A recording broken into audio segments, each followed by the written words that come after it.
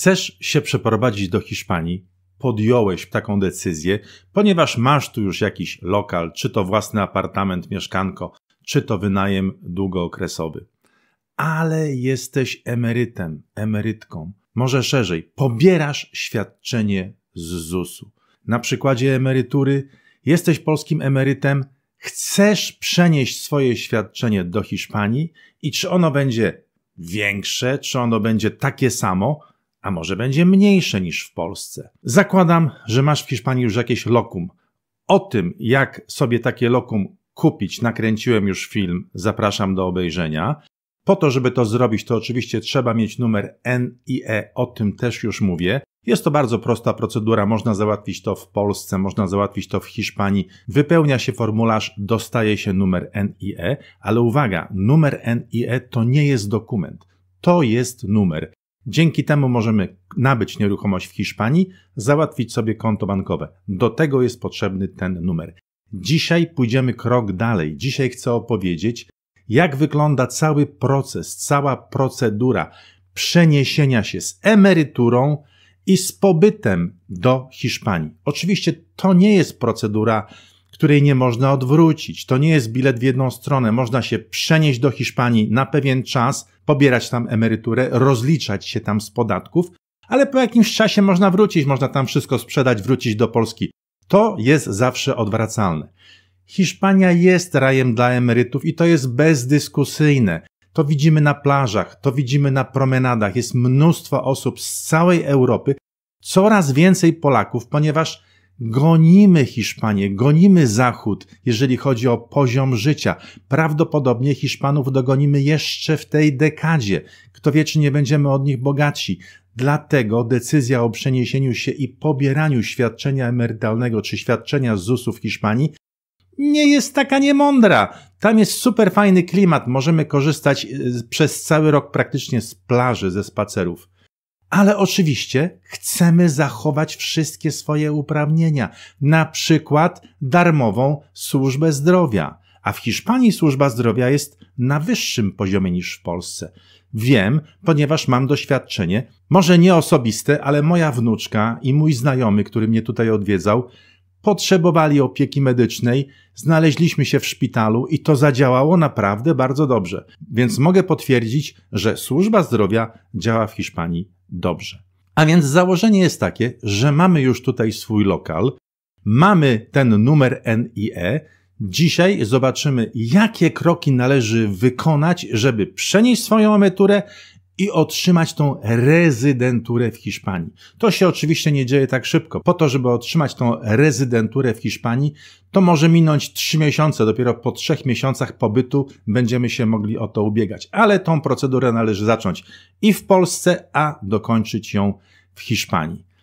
Zanim przejdziemy do tematu, dziękuję za lajki i za suby. Jednocześnie zapraszam do lajków i zasubów. Dzięki Wam ten kanał się rozwija. Dowiemy się, jakie formalności należy załatwić, co należy załatwić i ile będzie nasza emerytura wynosiła w Hiszpanii. Czy ona będzie mniejsza, czy ona będzie taka sama, a może będzie większa. Popatrzmy sobie na cały ten proces jakby z lotu ptaka, jakie poszczególne musimy wykonać czynności. Oczywiście zaczynamy od informacji o ZUS-u, o zmianie miejsca zamieszkania. To tak naprawdę jest zgłoszenie do ZUS-u, ale musimy dostać potwierdzenie z powrotem, dlatego że właściwie równolegle możemy rozpocząć wniosek o formularz S1 do NFZ-u, tylko że w tym wniosku musimy załączyć to potwierdzenie, że zgłosiliśmy w ZUS-ie informację o zmianie miejsca zamieszkania. Potem rejestrujemy się w Hiszpanii. Oczywiście też w zasadzie wcześniej powinniśmy mieć ten meldunek, dlatego że do rejestracji będzie nam potrzebny meldunek.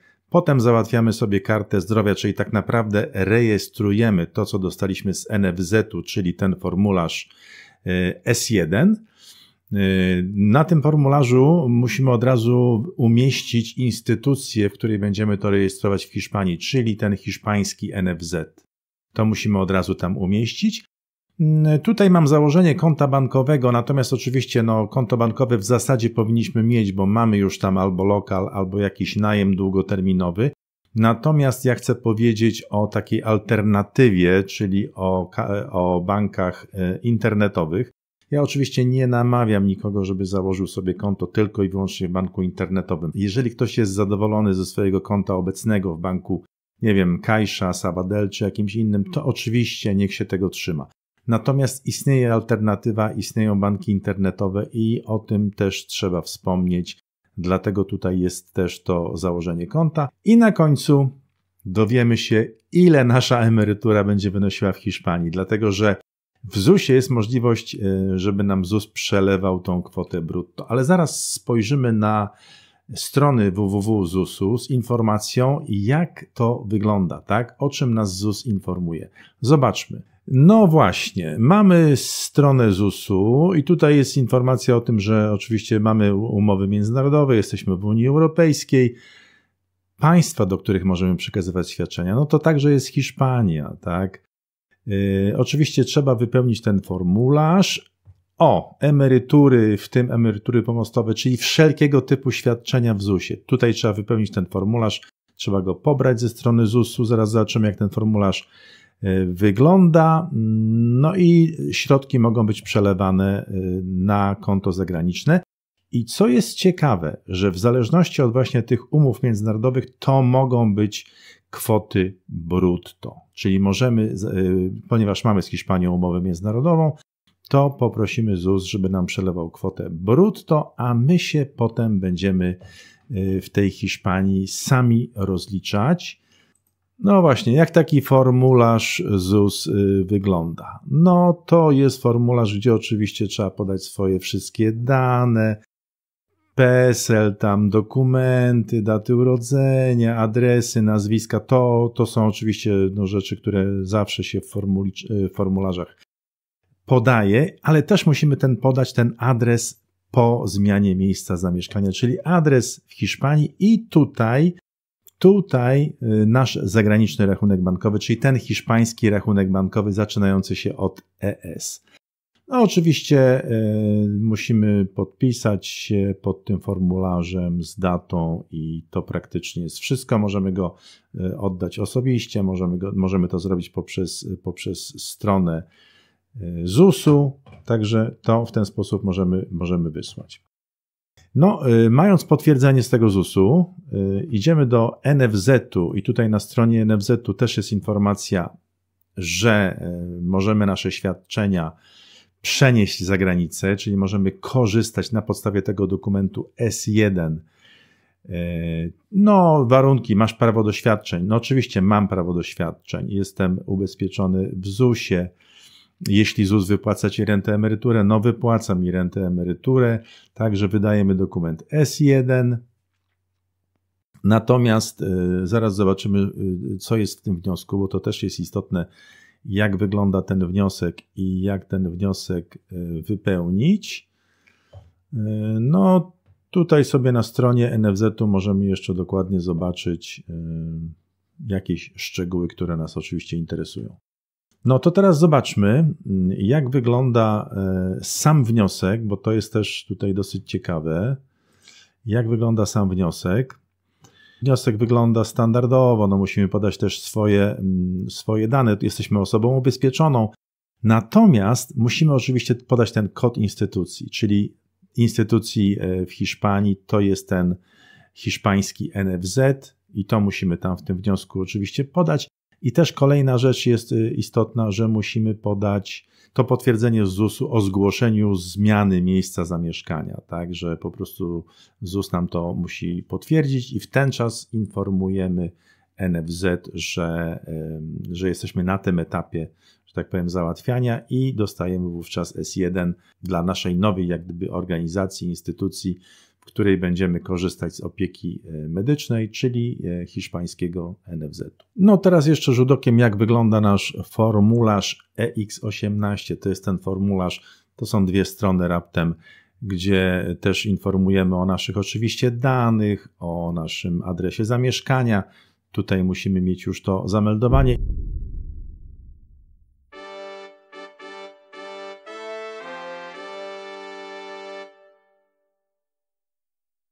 I tutaj jest właśnie też ciekawa rzecz, zakreślamy właśnie to pole, że nie jesteśmy aktywni, ale mamy środki i oczywiście ubezpieczenie, tak?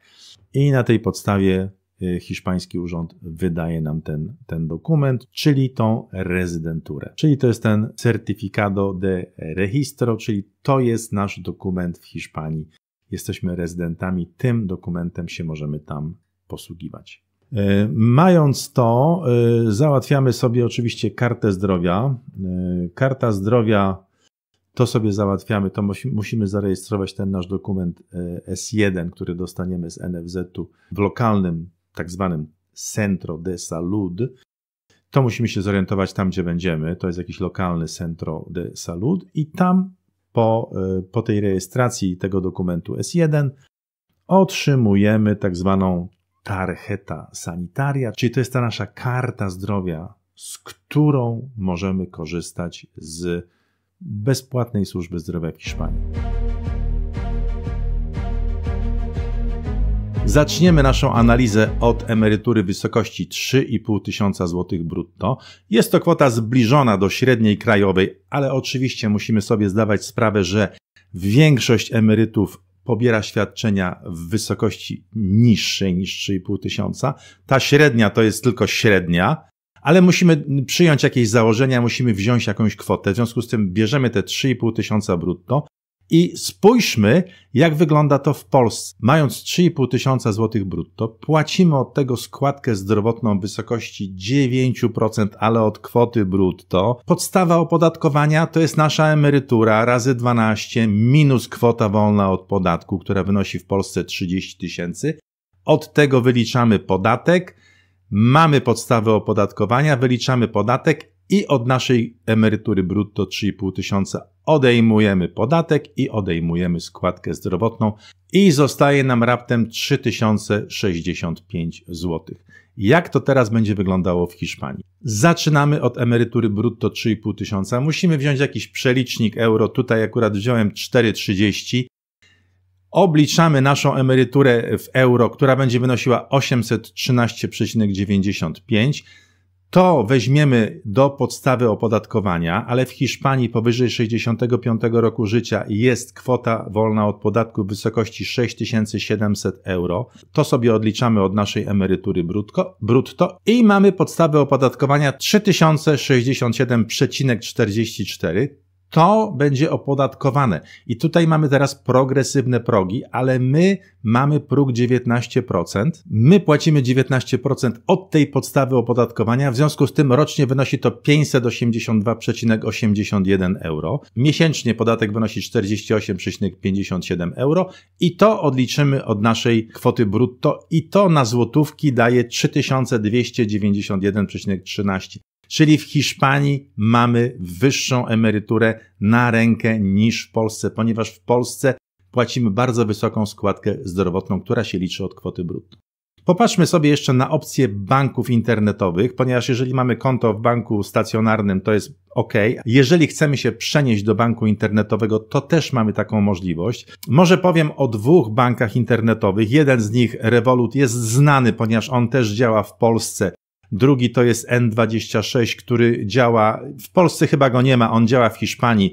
Tak naprawdę on jest zarejestrowany w Niemczech, ale ma licencję na całą Unię Europejską. W Hiszpanii jest to dosyć popularny bank internetowy. Oczywiście plusy i minusy banków internetowych są takie, jakie znamy. No generalnie można mieć konto darmowe, bardzo łatwe są transfery międzynarodowe, a więc na przykład też w Hiszpanii się z tego banku możemy rozliczać, jeżeli chodzi o wszystkie nasze opłaty i możemy utrzymywać wtedy konto darmowe i płacić za wszystkie opłaty i na to konto w banku internetowym ZUS nam będzie przelewał kwotę brutto, a my się potem oczywiście rozliczymy z fiskusem hiszpańskim, ale mniej więcej wiemy, że nasza kwota netto będzie o jakieś 250 zł wyższa niż mamy to w Polsce. W przypadku pary emerytów, gdzie średnia na głowę to jest powiedzmy 3,5 tysiąca brutto, to są pieniądze, które spokojnie wystarczą na życie. O tym też nakręciłem film, jakie są koszty życia, ile tak naprawdę tej emerytury potrzebujemy, żeby w Hiszpanii przeżyć. Zapraszam do oglądania filmu. A jeżeli chodzi o sprawy spadkowe, również nakręciłem na ten temat film. Zapraszam do oglądania filmu na tematy spadkowe. Sytuacja jest bardzo klarowna. Podlegamy w tym momencie prawu europejskiemu.